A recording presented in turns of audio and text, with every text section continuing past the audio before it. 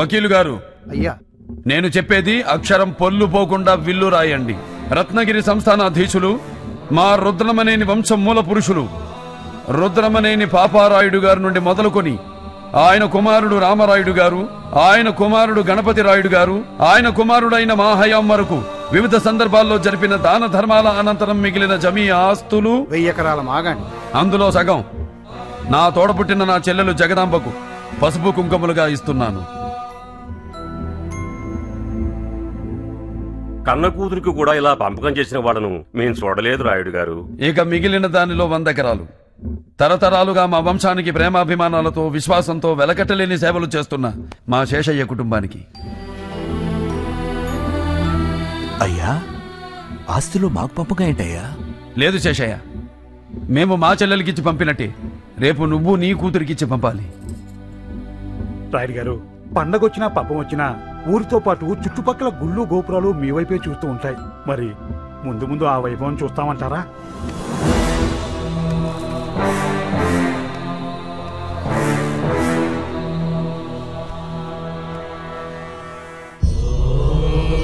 వకీల్ గారు, అయ్యా, ఇక మిగిలిన దానిలో సగం మా కులదైవం శ్రీ లక్ష్మీ నరసింహస్వామి వారికి ధూపదీప నైవేద్యం నిమిత్తం కైంకర్యం చేస్తున్నాం. రాయుడు, గంధర్వ మహల్ అంటే దాన ధర్మాలకు మారు పేరు అన్నమాట ఎప్పుడూ నిజం చేశావు. నీ తాతలు, నీ తండ్రి నీ భుజాల మీద మోపిన మీ వంశ ప్రతిష్టను ఆకాశం ఎత్తుకు తీసుకెళ్ళావు కదయ్యా. అవును రాయుడు గారు, వంశపారంపర్యాన్ని దైవ కార్యానికి ధారాతత్వం చెప్తున్నారంటే ఇంతకన్నా ధర్మం చూడలేమండి.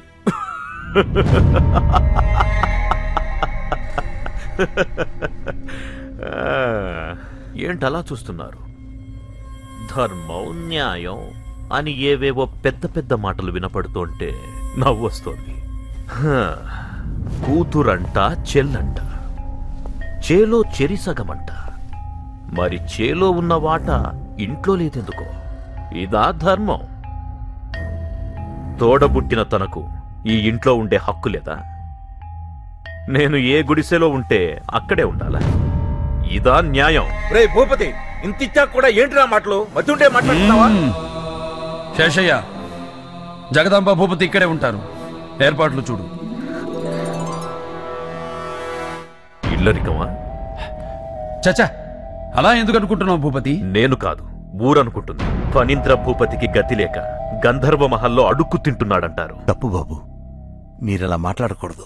ఆస్తి పంచగానే ఊడిగం చేసేవాడికి కూడా నోరు లెగుస్తోంది. అయినా నేనేమైనా నా కోసం అడిగానా? పెద్ద మనిషి, ఏమిటయ్యా ఇతను మాట్లాడేది? రాయుడు గారి మహల్ని బట్టలు పట్టి పట్టుకెళ్దాం అనుకుంటున్నాడా? అడుగుతున్నాడుగా, చెప్పరా. ఇందులో చెప్పేదే ఉంది. ఇంటి మధ్యలో గోడ కట్టి ఎవరి వాటాల్లో వాళ్ళుంటే సరిపోతుంది. తప్పు తప్పు భూపతి, నువ్వు మాట్లాడేది తప్పు. బొంబులు తిరిగిన బ్రిటిష్ వాళ్ళు ఆక్రమించాలని చూసినా వాళ్ళ నీడను కూడా పడనిమని మా పూర్వీకుల పౌరుషానికి, ధైర్యానికి నిలువెత్తు సాక్ష్యం ఈ గంధర్వ మహల్. అలాంటి మహల్ను 2 భాగాలుగా విడగొట్టడం అంటే లేదు. నా కంఠంలో ఊపిరిపోయినా అది జరగదు. శేషయ్య, మనం తోట బంగ్లాకు పెడుతున్నాం.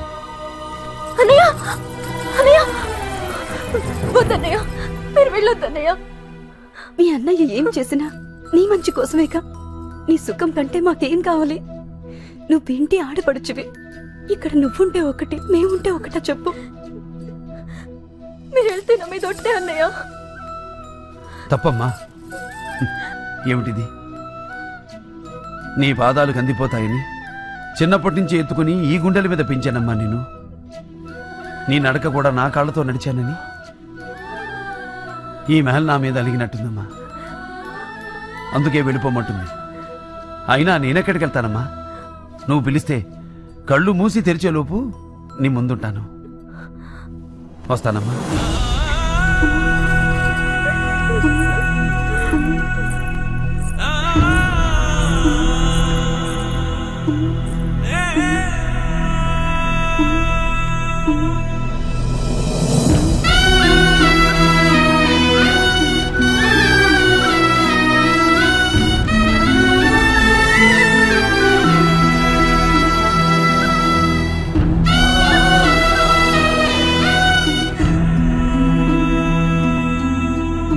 ఇప్పటికి చెప్పింది చాలనా? ఇంకా వాడికి ఏం చెప్పొద్దు.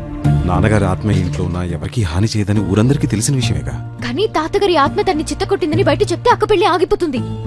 అందుకే అక్క పెళ్లి అయ్యేంత వరకు వాడు ఇక్కడే ఉండాలి. అప్పుడు డైరెక్ట్ గా పెళ్ళోళ్ళకి చెప్తాడు. నేను చెప్తున్నానుగా, చెప్పడు. అదేలాగా? దానికో దారు. కనీసం ఆయన ఎప్పుడు ఆత్మయ్యాడు, ఎందుకు ఆత్మయ్యాడు అదేనే చెప్పండి.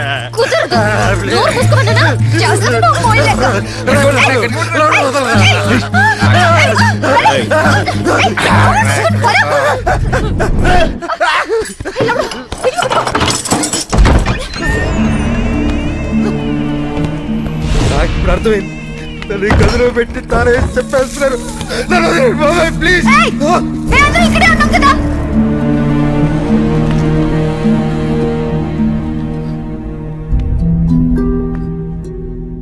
ఈ మహలన్నా ఈ గదన్నా మా నాన్నగారికి చాలా ఇష్టం. ప్రతి వస్తువుని ప్రాణంలా చూసుకునేవారు.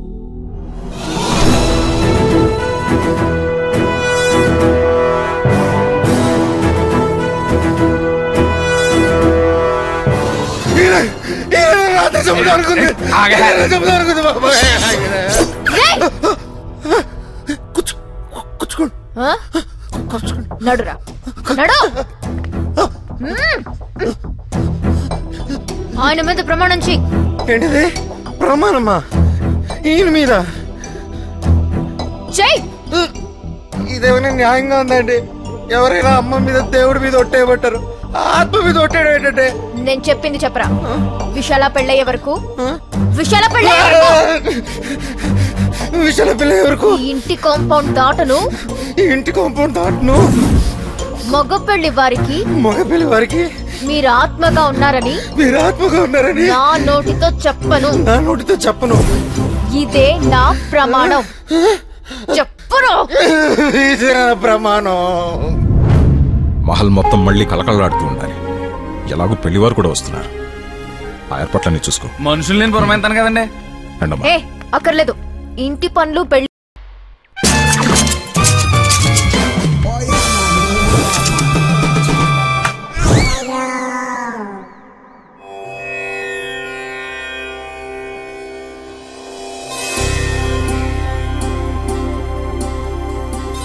అంతా సవ్యంగా జరిగేటట్టు చూడండి.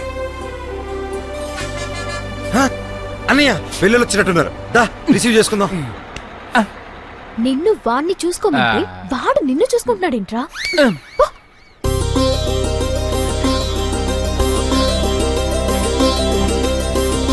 అరే డాక్టర్ గారు ఇటువంటి.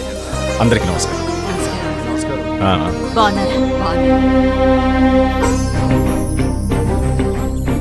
మీకేం కావాలన్నా మా వాళ్ళ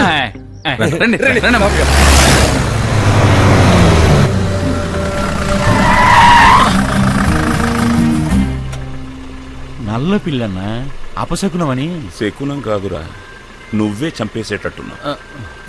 నీ వెధవ మూఢనమ్మకాలన్నీ నీ దగ్గర పెట్టుకో, నాకంటగట్టు. సిద్ధప్ప, పెళ్ళికొచ్చావురా. రేయ్ ఆ తుపాకు లోపల పెట్టండి రా తంగారు. ఏరా తమ్ముడు, ఇదేనా రావడం? అవునక్క. హాయ్ మోయ. హాయ్ రిషి. రేయ్ సార్, నీ గెటప్కి నువ్వు చేసే పనికి సంబంధమే లేదు. ఎవడ్రా నువ్వు? ఆయనకి బాగా కావాల్సినండి. ఆడేవాడు. ఎంత మాట సరండి బాబు. నరసింహారాయుడు గారండి. ఆయన పిడికిలి బిగిచ్చే ఒక గుద్దు గుద్దడా ఏనువైనా సరే కుప్పగోలాల్సిందే. చాలా పవర్ఫుల్ అండి బాబు ఆయన. ఏమండి, ఆయన తెలియకుండా ఏదో మాట్లాడేశారు. మీరే పెద్ద మనసు చేసుకొని ఆయన ఎలాగైనా క్షమించండి ప్లీజ్ అండి. సిద్ధా అన్నా, వీడి గొడవేంట్రా? వాడు కొంచెం లూస్ అంకుల్.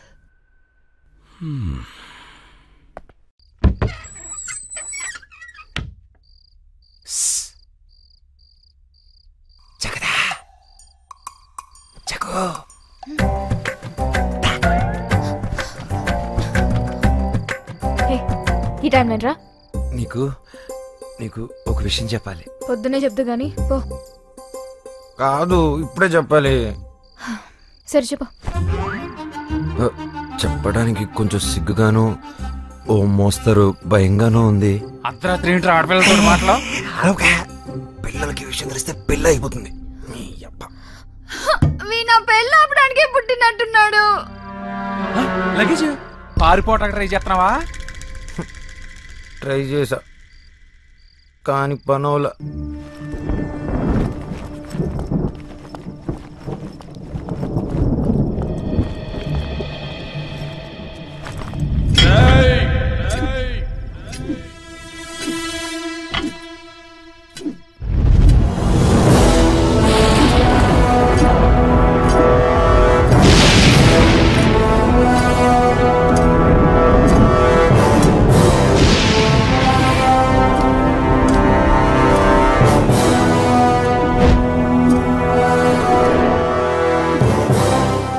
ఏరా, పారిపోవాలని చూస్తున్నావా?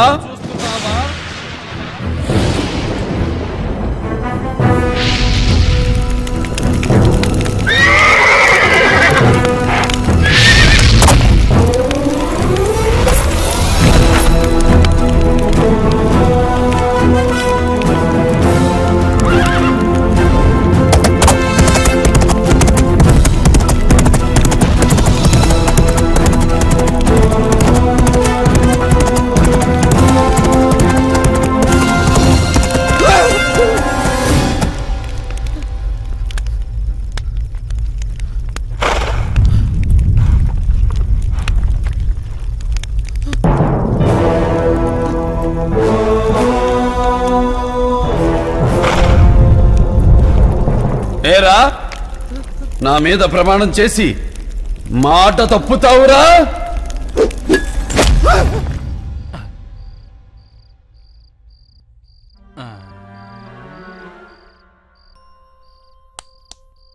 ఆయన ఎప్పుడో వెళ్ళిపోయారు. అక్కడ ఒక్కడనే పడుకోవాలంటే కొంచెం భయంగా ఉంది. ఈ రాత్రికి మీతో పడుకుంటానే. పళ్ళు రాలిపోతాయి. లౌడనియా, లగేజ్ తీసుకొని రా అన్నయ్య, పడుకుందాం. రేపు రాత్రి పాటికి బోల్డ్ పనులు ఉన్నాయి. లౌడనియా, ఒక్కడనే పడుకోవడం నాకు భయం అని తెలుసు కదరా. నన్ను వదిలేసి ఎక్కడికి వెళ్ళి ఉంటాడు? ఈ టైంలో మీరు గిన్నెలు అడుగుతున్నారేంటనయ్యా? నిద్ర అట్టగా. ఓ, మా లౌడింగ్ అని చూసారా? ఒళ్ళు పోవెక్కి ఎక్కడో సింధులేతా ఉంటాడు. వెళ్ళెత్తుకో. మీరు కడుక్కోండి. సర్లే. లౌడనియా,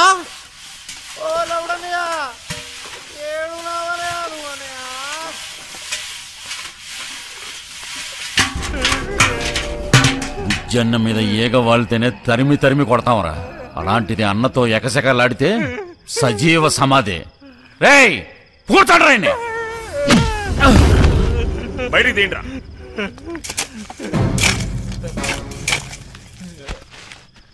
మిమ్మల్ని తక్కువ చేశానండి. చిన్న తప్పుకి చంపేస్తారనుకోలేదండి. ఒళ్ళు వాయి దగ్గర పెట్టుకోకూడక. ఈ విషయం బయటకొచ్చిందో కోసి కప్పెడతా. అయ్యయ్యో, మళ్ళీ జన్మనిచ్చారు. మీ మాట మేరుతానండి. అయ్యా, మీరు దేవుడయ్యా. ఓ, వెయిట్ చేయమన్నాను కదరా. చేతకాకు వదిలేసానా వాడిని?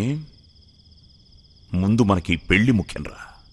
ఊరుకో అన్న, ఎప్పుడు చూసినా పెళ్లికొచ్చామని అంటావు. ఈ పిల్ల కాకపోతే మన అడుగు ఇంకో పిల్ల దొరకదా? పిల్ల దొరుకుతుందిరా, ఈ ప్యాలెస్ దొరకదు కదా.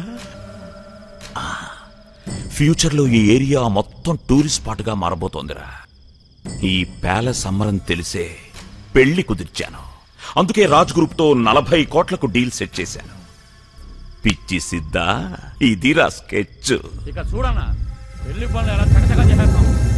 అమ్మ బుజ్జిగా, కట్నం కింద మొత్తం బిల్డింగ్ అడిగినప్పుడే అనుకున్నాను రోయ్, ఇలాంటిదేదో ఉంటుందని.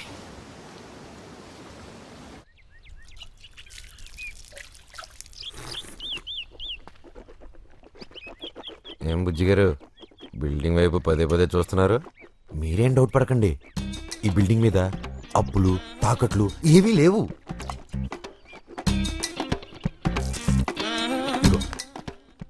పెళ్లి అవగానే ఏమండి విన్నారా, పెళ్లి అవగానే బిల్డింగ్ పేపర్లు మొత్తం పువ్వుల్లో పెట్టి మీ చేతుల్లో పెట్టేస్తారు. బుజ్జిగారు డౌటే పడకండి, మొత్తం మీరు అనుకున్నట్టే జరుగుతుంది. ఓకే? ఏం చెప్పారు అలా ఇరుసుపులు చూస్తున్నాడా? ఏం చెప్తే పెళ్ళి అయిపోతుందో అదే చెప్పా. సడన్ గా ఇప్పుడు ఈ పత్రాలు కూడా ఎందుకు వచ్చిందండి? పెళ్ళైన వెంటనే ఇస్తానన్నాను కదా. మొదట అవి చేతిలో పెడితేనే పెళ్లి, లేదా ఉన్న పళంగా బయలుదేరతాం. ఆ మహల్ పత్రాలు తీసుకునిరా. అమ్మా ఒక్క నిమిషం.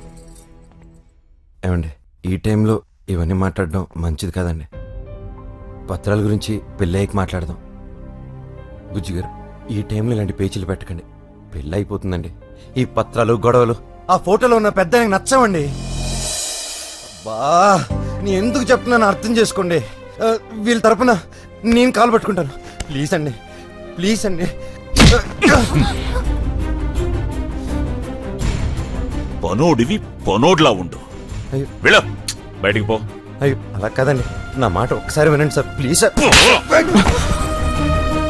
పో.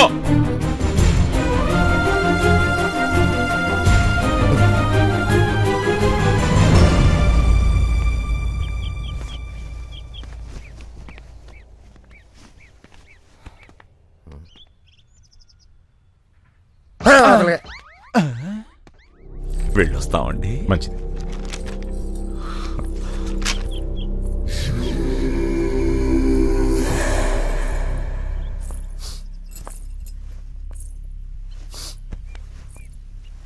సారీ.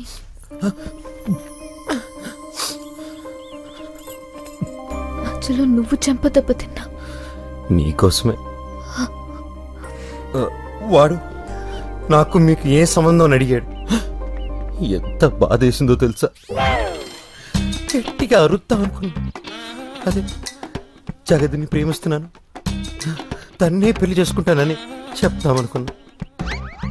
కొంత పెకల్లా అసలు నీ మనసులో ఏముందో తెలుసుకోకుండా కరెక్ట్ కాదనిపించింది.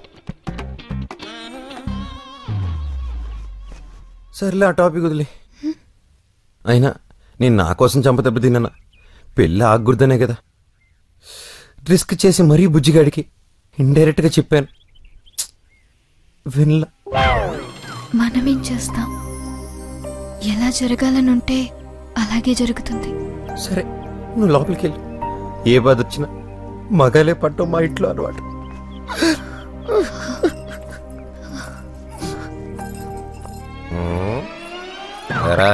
ఏదైనా తెలుసుకోవాలనుకుంటున్నావా? ఇప్పుడు ఆ పత్రాల కోసం బుజ్జిగాడిని కెలికి పంపించింది నువ్వే, మళ్ళీ వద్దునాన్ని బతిమాలింది నువ్వే, ఆడు కుట్టేయడం దొంగేడుపులు ఏడిసింది నువ్వే. పైగా మా అమ్మాయి గారిని ప్రేమించనానని పెళ్లి చేసుకుంటానని ఎంత తెలివిగా చెప్పావురా. రే రే ఇదంతా ఇంటికి చేస్తున్నావురా? చెప్పాను కదరా ఈ పెళ్ళి ఆపేస్తానని. ఆడికి కావాలని పత్రాలు ఆడికి వెళ్ళిపోతే పెళ్లి ఎందుకు అవుద్ది? పత్రాలు బుజ్జిగడి చేతుల్లోకి వెళ్ళాయి, ఇప్పుడు బుజ్జిగడు పెద్దరి చేతుల్లోకి వెళ్తాడు. అయ్యి బాబోయ్, అంటే బుజ్జిగాడిని పెద్ద ఆయనకి బలిచ్చేస్తున్నావా?